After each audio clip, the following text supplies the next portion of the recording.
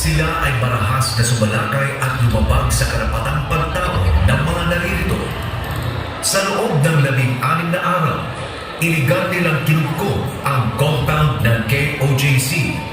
Gamit ang isang iligal na warrant, ginawa nilang war zone ang banal na dakong ito. Ginagawang hukay kasi illegal na Ang mga dapat sanang nagpoprotekta sa atin ang sa mismong lumalapastangan sa ating mga karapatan. Grabe, oh. You go to any human rights advocate, there's nothing that we did, there's nothing that we did.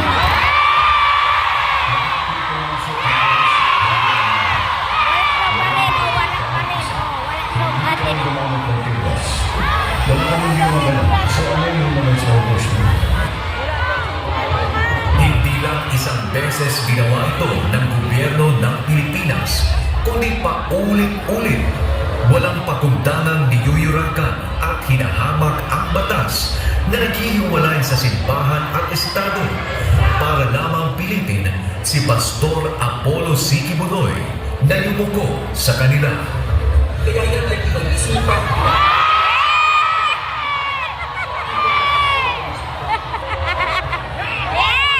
Tatlong buhay ang nagbuwis sa pagtatanggol ng karapatang pangreliyon at kanayaan na nagdulot ng matinding trauma sa libo-libo, bata man o matanda. Noong Setyembre 8 taong 2024, sumuko si Pastor Apollo C. Quiboloy sa isa upang itigil ang pang-aabuso sa mga miyembro ng KOJC sa Davao City. Ginawa nilang tropeyo si Pastor Apollo C. Quiboloy, isang simbolo ng kanila umanong tagumpay sa pangapi at isang babala sa sinumang lalaban sa kanila. Hinamak at inusig, hindi dahil sa isang krimen, kundi dahil sa kanyang paninindigan.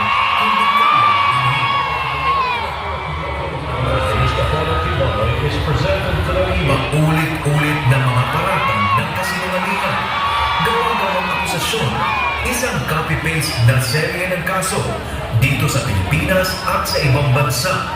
Frozen assets. Pilit na pinatatahimik ang Sunshine Media Network International. Hindi tumigil ang pag-uusig.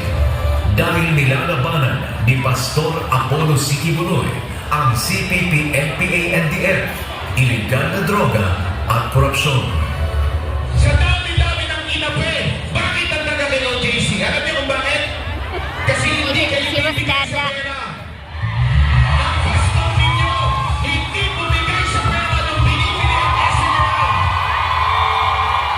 Bakit inuusig si Pastor Apollo C. Quiboloy? Dahil hindi siya lumulubog sa makapangyarihan. Dahil kasama niya ang mga Duterte at ang mga ordinaryong mamamayang walang boses. Dahil sa pamamagitan ng SMNI, inilalantad niya ang katiwalian at kasinungalingan. Kasi pag Hindi po ito laban ni Pastor Quiboloy. Ito po yung laban ng mga ordinaryong Pilipino na inaabuso. Sa kabila ng lahat, hindi siya sumuko. Hindi siya yumuko sa panggigipit. Nanindigan siya para sa tama. Kaya ako dito, nag-alay ako ng buhay ko para sa inyo, para kayo ay matuto. If you are in the right, defend the right, do the right, and if necessary, die for what is right.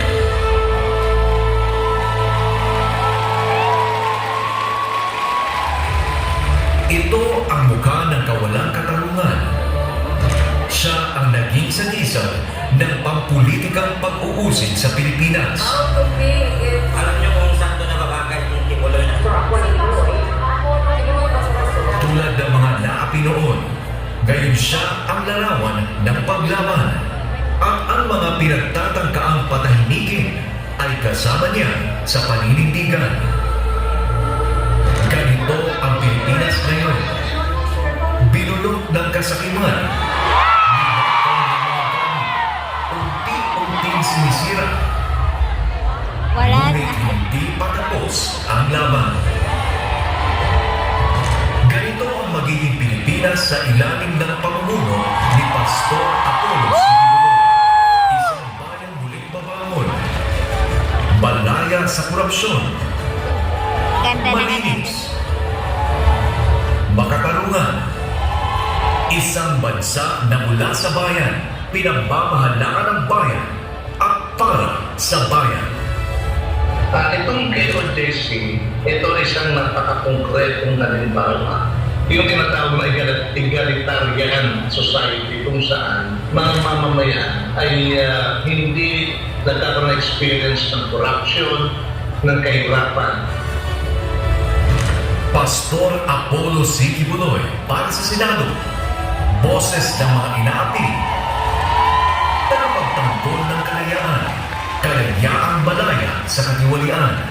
Kalayaang magsalita ng walang pangigipit. Kalayaang manampalataya na hindi inuusig.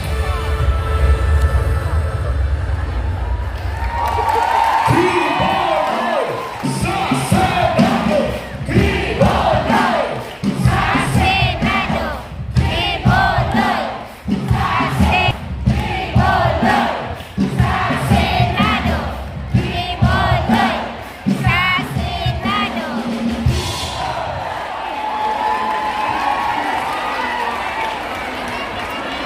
Magandang hapon ba? Ako po ay si Attorney Israelito Palyares Corion. Ako po ay naatasan ng ating pinakamamahal na pastor na makipag-usap sa inyo ngayong hapon para iabot niya ang kanyang mensahe sa ating mga minamahal na mga bayani ng Pilipinas OFW. Diretsuhin na po natin. Bakit po tumatakbo si Pastor Apollo Sigibuloy? Bakit po nakita po ninyo ang rason? Hindi naman po politiko si Pastor Apollo Sigibuloy. Siya po ay inyong religious leader. Siya po ang ating leader. Wala po siyang balak na tumakbo o tumahangan sa magulong mundo ng politika. Pero ano ang nangyayari? Dahil siguro sa kanyang pagka-close sa mga Duterte family, ay ginawa siya ngayong poster boy ng karahasan ng gobyerno ng Marcos administration. Kaya nga po, noong June 1 of 2024, nandun naman ako in the guise of serving a warrant of arrest. 4 na advisement po ng KOJC ang sinalakay. At hindi lang yun, inulit ito noong August 24, nandun po ako, nakita ninyo. Alam mo, maski matagal na akong abogado, hindi po madali ang harapin ang 5,000 kapulisan. No? But I don't know, nawala ata ang lahat ng takot ko at dahil siguro sa dasal ng mga miyembro ng KOJC, hinarap natin ang mga kapulisan. Sa isang kaso na matagal nang na-dismiss, sa isang kaso lamang na final ng isang babae na na-dismiss na ng City Prosecution's Office at natulog yung depektibo pa na petition for review sa Department of Justice at binuhay lamang para maging rason at uulitin ang ginawa nila doon sa United States of America. Ano yung ginawa nila doon sa United States of America?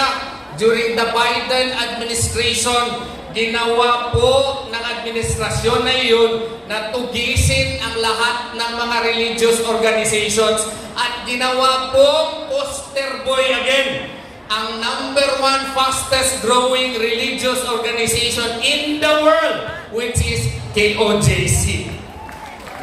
Bakit nila gawain po yun, mga kapatid? Kinakailangan nilang gawain yun for a double purpose.